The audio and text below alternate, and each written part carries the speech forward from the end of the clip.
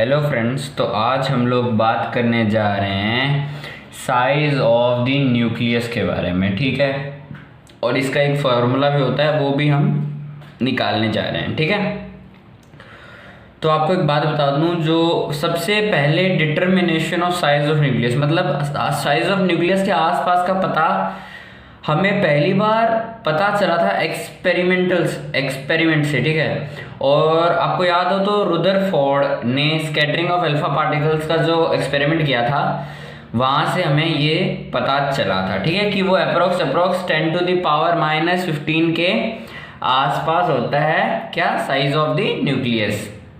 अच्छा, तो हमें एक बात तो अभी पता है कि जो साइज ऑफ न्यूक्लियस है वो बहुत ज़्यादा, मतलब लगभग डिपेंड करता है, या कैन से कि जो नियरली वेरी करता है वो होता है मास नंबर के साथ। ठीक है, और मास नंबर है ना, MASS,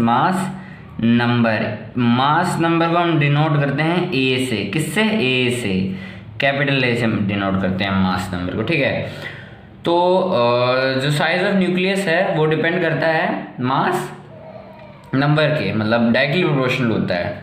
अच्छा, कैसे होता है? अच्छा, तो सुनिए, जो न्यूक्लियस है, न्यूक्लियस एक स्फेरिकल बॉडी है, एक छोटी सी स्फेरिकल बॉडी है। अच्छा, तो हमें मान लेते हैं कि एक, मतलब ऐसे कोई पक्का थोड़ी है कि स्फेरिकल बॉडी है, फिर भी हम मान लेते हैं कि एक स्फेरिकल बॉडी है जिसका रेडियस क्या है, जिसका रेडियस है R। जिसका रेडियस क्या है? R है। तो हमें पता है वॉल्यूम ऑफ न्यूक्लियस, क्या, वॉल्यूम ऑफ स्फेयर कह सकते हैं, या फिर nucleus. Volume of nucleus equal to क्या आ जाएगा? 4/3πr³। हमें पता है स्फेयर के वॉल्यूम का फॉर्मूला ये होता है 4/3πr³। अब मैंने ये कहा कि ये क्या है, ये वेरी करता है लीनियरली विद मास नंबर। मतलब इसको कुछ ऐसे कह सकते हैं, 4/3πr³ is directly proportional to the mass number, है ना। अच्छा, तो मतलब R जो है वो किसका होगा? A की पावर 1/3 हो जाएगा ना, क्योंकि ये क्यूब है, तो क्यूब यहाँ से हटाएंगे तो यहाँ पे 1/3 आ जाना चाहिए। अच्छा, तो ये हो जाएगा R A, ये पूरा कांस्टेंट है, ये तो कांस्टेंट वैल्यू है ना, ये जो वैल्यू है ये क्या है, ये पूरी क्या है, कांस्टेंट है। क्या है? कांस्टेंट। तो इसका तो कोई मतलब नहीं होता है, सीधी सी बात है।